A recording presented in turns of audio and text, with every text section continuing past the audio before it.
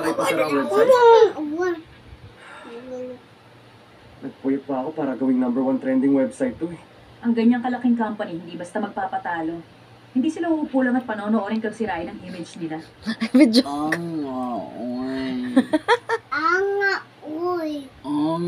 Ano nang balita? Binigay ko ng news release na binigay mo sa newspapers, TV network at cable news networks. Top article na mga about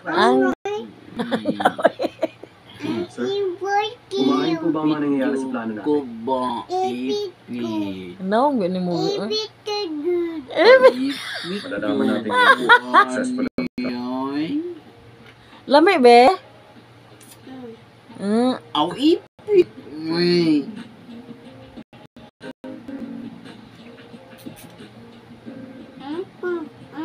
Ano pang hinihintay mo? Ayaw! Nagihurot na! Walang basihang argument ng complainant sa image ng company.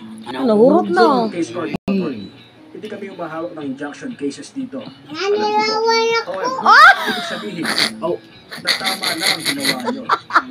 Pending pa sa ngayon. Lalaway ayo. Dagat nila niyo po lang ang media para sa kapakanan nyo. Talaan ko kayo. Pwedeng masamang epekto nito sa inyo. Alam po namin yan. Pero tingnan niyo po muna ang data na sinend sa amin ng defendant. As you can see, wala pong laman yan. Wala pong ibang paraan para mahanap namin ang ibang victims sa eyewitnesses. Wala kami Mugaw na! Hindi kasi totoo ang sinasabi niyo. Wala kaming alam sa article. Mabilis lang talaga. Nanalaway. Gagawa kami ng